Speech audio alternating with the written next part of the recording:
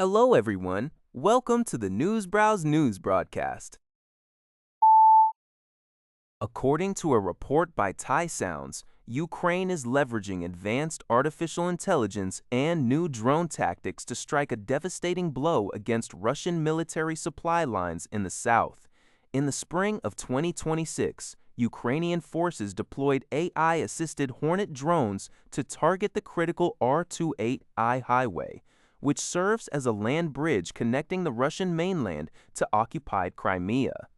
By shifting their focus to these vital transport routes, Ukraine has successfully disrupted Russian logistics, leading to severe fuel rationing and long queues at petrol stations in occupied territories like Melitopol. Experts note that these drones, developed with the support of former Google CEO Eric Schmidt's venture, utilize an AI targeting system trained on thousands of hours of battlefield footage, allowing semi-autonomous operation and high resistance to electronic jamming.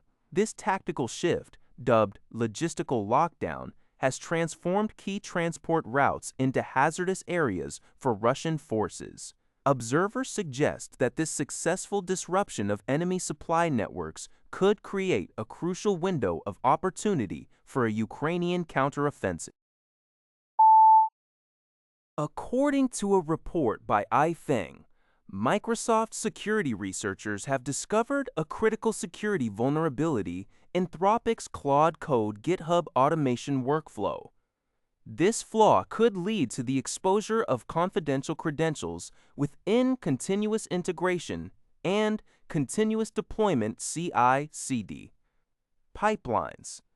The vulnerability stems from a prompt injection attack, a method where attackers hide malicious commands inside files, such as HTML comments.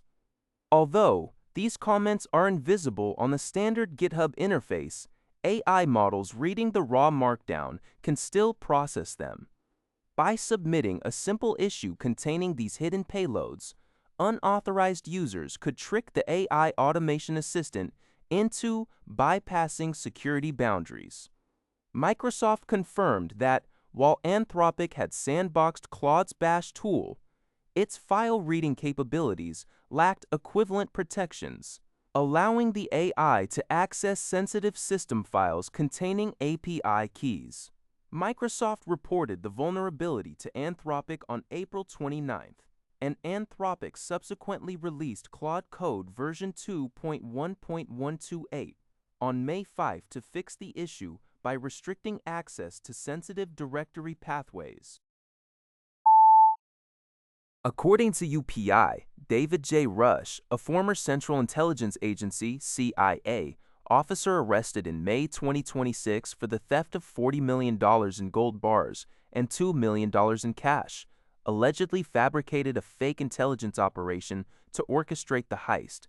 U.S. officials revealed that Rush created a fictitious special access program related to the continuity of government operations to deceive another agent into transferring the gold and cash to him. Rush allegedly drafted a fake contract and successfully convinced two CIA colleagues that the program was designed to keep the government running during a catastrophic event, such as a major military attack or severe weather. One of the colleagues subsequently purchased and transferred the gold bars. The scheme was uncovered after an internal agency financial audit failed to locate the requested gold and cash.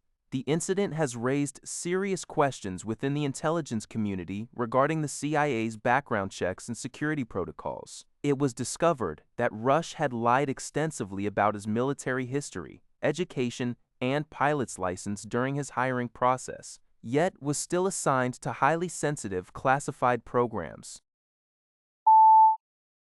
According to CBS News, the U.S. Treasury Department is planning to use frozen Iranian assets to help Gulf allies recover from damage caused by Tehran during the ongoing conflict. A source familiar with Treasury Secretary Scott Bessent's thinking revealed that the department intends to utilize all available legal authorities to make these assets accessible for future rebuilding and repair efforts.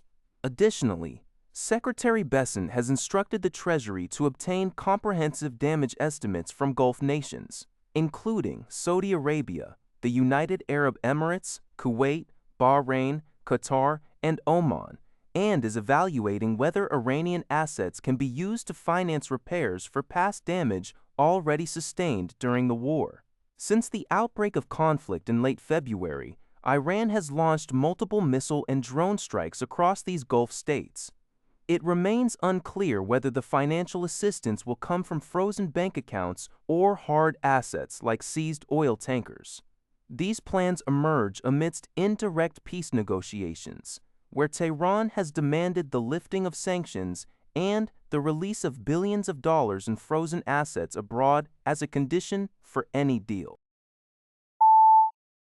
According to NHK, China has conducted special maritime patrols in waters east of Taiwan.